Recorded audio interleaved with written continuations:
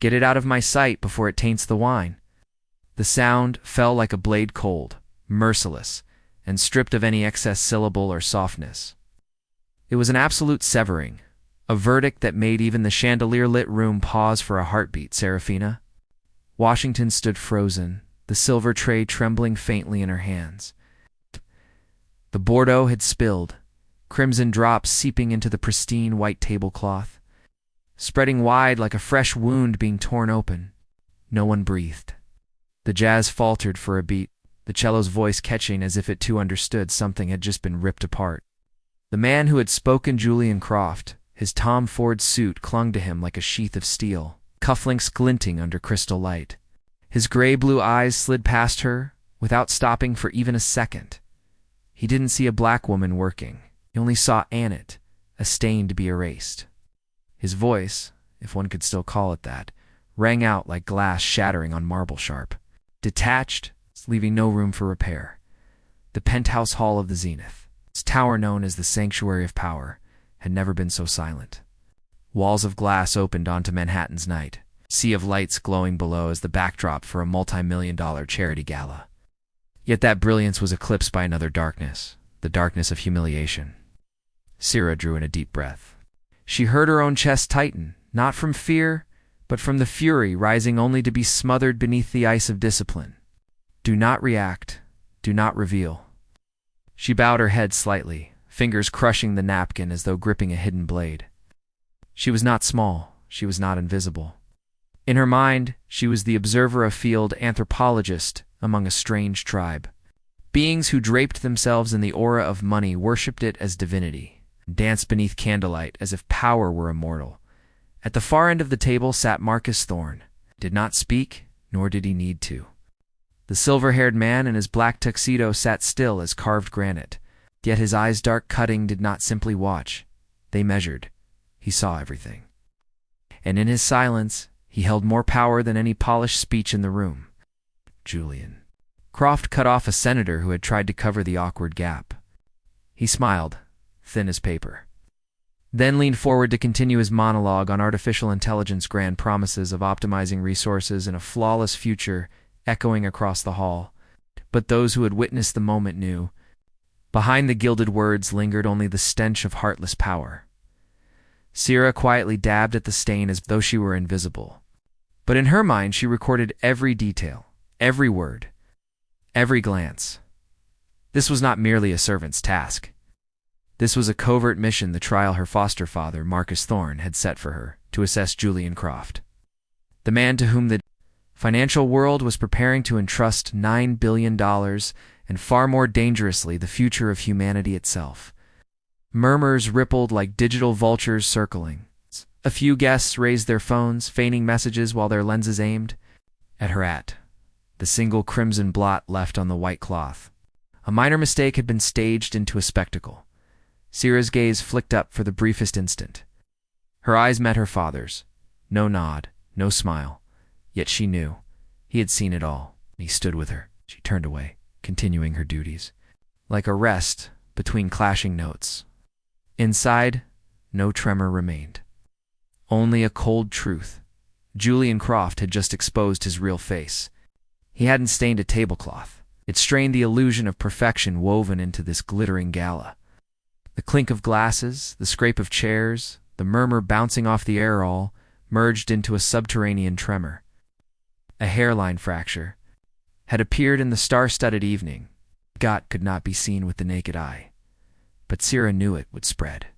And once it spread far enough, the entire mask of grandeur would collapse. All she had to do was wait. The music returned, but it was no longer soothing. To Sera's ears, each note of the cello sounded like a gavel striking in an invisible courtroom. The banquet carried on, but no one truly forgot what had just unfolded. She moved quietly, her footsteps gliding across the polished marble floor. The black uniform blended her into the shadows of the room, a silence no one wished to acknowledge. But inside, her mind burned bright. She recalled her mother's voice, a black woman who once stood in a square full of riot police, microphone in hand, shouting, "Strength doesn't come from how loud you scream. Strength comes from how firmly you stand when the whole world wants you on your knees." She had been only 11 then, clinging to her mother's hand as the crowd of protesters surged like a wave. That image was carved into her memory. Inside the Zenith Tower, it became her invisible armor. Her eyes closed briefly, not to escape, but to measure. She did not feel small. On the contrary, she felt as though she were standing on a lectern, observing a live experiment in power and blindness. In her pocket, her phone buzzed, softly a coded signal from Marcus. A single directive: observe, gather, do not react. He wanted data, not rage. Sierra understood her role. She was not just serving wine. She was here to complete a final test of character, not through a questionnaire. But in reality, how would Julian Croft treat someone he believed to be invisible? Julian now stood at the center of the room. His voice boomed with confidence, as if no incident had taken place. We are entering an era where AI can optimize the workforce, reduce waste, and increase global productivity.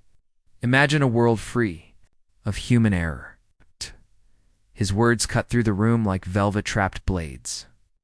People nodded, applauded politely. But Sierra heard something else.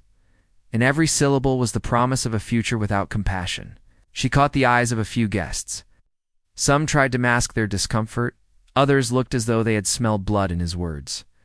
The cruelty he had revealed to a waitress had become a living metaphor for the technology he glorified. No more human error. She repeated the phrase silently, lips curving faintly.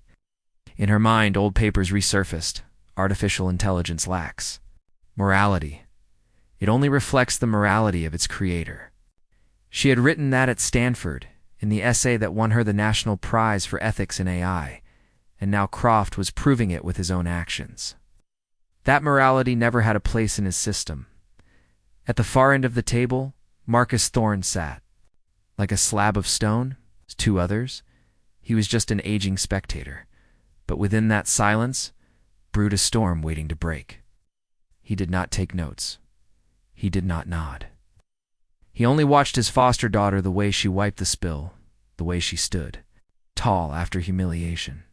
Every gesture of hers to him was data more valuable than any financial report. A moment later, Marcus tapped a finger lightly against the table. His aide instantly lowered his head, pulled out a phone, and typed a message. On the screen flashed 2 words: "Execute protocol, Thorne." No one else in the room knew, but that was the signal. A hidden chess game had just begun. Inside Sierra, the initial fury had dissipated, replaced by a cold disappointment. She no longer thought of herself as a victim.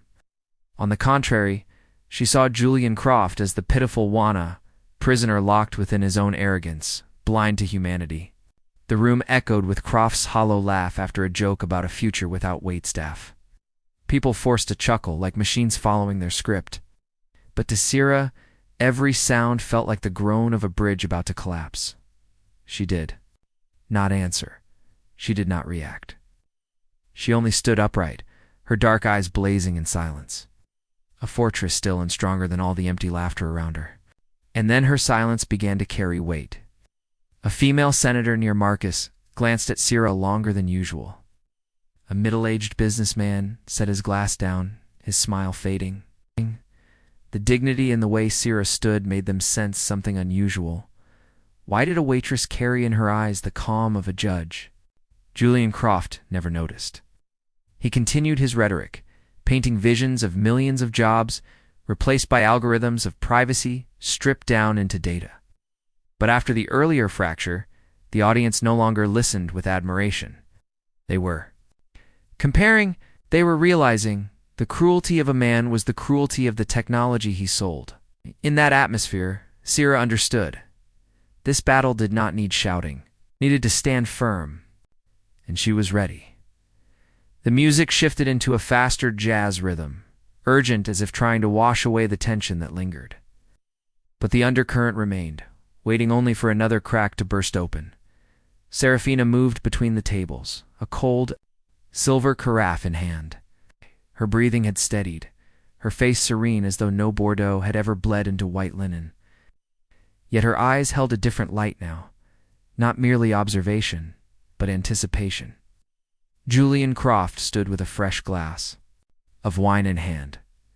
He smirked, as though he were the conductor of this grand performance, and everyone else was musicians bound to his tempo. His words about AI, about optimization, about a flawless world free of error, dripped from his lips, polished yet. Hollow. Sierra reached the main table where Marcus sat, commanding a presence among Manhattan's most powerful. She bowed slightly, tilting the carafe toward Julian's glass. But Croft did not accept. He raised his hand over the rim of his glass. A deliberate gesture. His eyes did not meet hers. They locked instead on Marcus. His voice rang loud enough for all to hear. Mr. Thorne, I prefer my investments and my service to be pristine, uncontaminated. The air in the room plummeted. Uncontaminated. The word dropped like acid, corroding the silence. It was not just an insult hurled at a black server. It was a blatant challenge, flung at Marcus himself, that her presence was a stain in Croft's pure world. The room convulsed, not with sound, but with the pressure of contained shock. Silver forks froze midair. A young businesswoman drew her hand back as though the word had burned her skin. Eyes darted to one another, uneasy, unsettled. Sierra felt an icy rush down her spine. But she did not tremble. She stood tall, the carafe, still poised in her grip, as silent and immovable as a misplaced statue of justice. Then a single sound broke the air. Clink. Marcus Thorne set his silver fork down on his plate. The sound was not loud, yet in the stillness it cracked like a starting gun. His eyes darkened, deep as a storm forming over the ocean. Until now, he had been granite still, but now he rose. The movement was slow, deliberate, as if he knew every gaze was compelled toward him. No one breathed. Julian Croft's lips curled, convinced he had claimed the upper hand. He did not realize the game had turned in that very instant. Marcus did. Not shout. He did not need to. His voice was low, steady, yet each word fell like a gavel in a courtroom. Julian. He spoke the name. For the first time that evening, the tone carrying the weight of an indictment.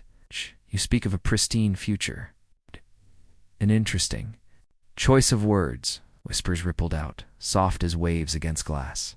Croft frowned, stepped back slightly, but forced his confident smile to remain. Marcus continued, eyes locked on him. Before we sign away $9 billion on the future of humanity, I believe it is essential for everyone here to meet the person who has just conducted your final character assessment. Silence clamped down on the hall. Heads lifted, uncertain what he meant, and then Marcus turned. He no longer looked at Julian. He looked straight at Sierra, a simple gesture. He extended his hand, formal, inviting. Ms. Washington, if you would join me. The room erupted into a strange, suspended silence. A waitress called by name was summoned into the light, for the most powerful figures in America. Julian Croft froze, his smile fracturing. In his eyes flickered doubt, then alarm. For the first time that evening, control slipped from his grasp. Seraphina stood still, carafe in hand, her heart beat steady as war drums. This was the moment the mask began to fall. The room froze, the moment Marcus extended his hand toward Syrah. A gesture so simple, yet it rippled through the elite hall like an underground quake. Guests who had moments ago raised glasses, in laughter now, ducked their heads to whisper. A few phones were lifted discreetly, recording every second. Sierra drew a deep breath. She set the silver carafe down on the table, the sound sharp as a lock being unlatched. Then she folded the white napkin in her hand and placed it aside. A small action, but under the blaze of crystal chandeliers, it resembled a ritual, the shedding of a mask. No more silent shadow, no longer in it in Julian's eyes. Only Seraphina Washington. She stepped forward, each stride steady as a war drum. With every step, the insults of moments ago slid from her shoulders. Replaced by the gravity of an attorney entering the courtroom, Marcus placed his heavy hand on her shoulder. That hand had once lifted her when she lost her mother, steadied her when the world turned away. Now, before hundreds of powerful eyes, it was the hand that granted authority that passed her the light. His voice rang out, needing no microphone, lady words sharp as steel. Ladies and gentlemen, for those of you who don't know her, this is Seraphina Washington. Pause. Whispers flared, quick and crackling like sparks in a dry forest. Marcus continued, Summa cum laude, Stanford Law, a leading mind in technological ethics. Several guests shot up from their seats, too astonished to remember their manners. Journalists who had come only for a charity gala piece now hammered their phone screens in a frenzy. Wealthy investors who had arched their brows in doubt minutes earlier now turned to one another in alarm. Julian Croft remained standing, faced ashen. He forced a smile, but it warped, trembling, sweat beading at his temple. Beneath the crystal light, he looked like wax beginning to melt. Marcus paused again, his eyes pinning Julian like a verdict. Then he spoke, each word falling heavy as a gavel strike. She is also my daughter. And the deciding vote on the board of Thorn Capital. The words detonated like thunder. The hall exploded. A collective gasp, frantic whispers, camera flashes bursting like fireworks. A few spilled, their wine in shock. Others hastily dragged chairs back, as if trying to flee the blast radius before it was too late. Julian swallowed hard. He opened his mouth to protest, but no sound came. His eyes went steel, fractured into shards of glass. Confusion, denial, despair. For a fleeting instant, his proud empire teetered on the edge of collapse. Sera stood, tall, no longer bowed. Her gaze did not seek Julian, but Marcus. Her voice rang clear, precise, resonant as a courtroom bell. The assessment is complete. Ethelred Dynamics lacks the fundamental human integrity required for a partnership with Thorn Capital. My vote is no. The word no sliced the air like a blade through the night. In that moment, the hall unraveled into orderly chaos. A major investor rose, nodded at Marcus, and departed. Then a banking CEO, followed by a hedge fund representative. Like dominoes. One by one, the links snapped away from Croft, abandoning him in isolation. Phones on Julian's table buzzed relentlessly, screens glaring urgent messages, stock plummeting down 12% in minutes. PR disaster needs statement now. Board emergency call in 5. He looked at them, but dared not touch. Around the room, breaking headlines flashed on guests' screens like knives. Thorn Capital kills $9 billion merger. Croft's racist outburst sinks deal. Ethelred Dynamics stock in freefall. Julian staggered. The hall that once celebrated him now turned its back. No handshakes, no voices raised in his defense.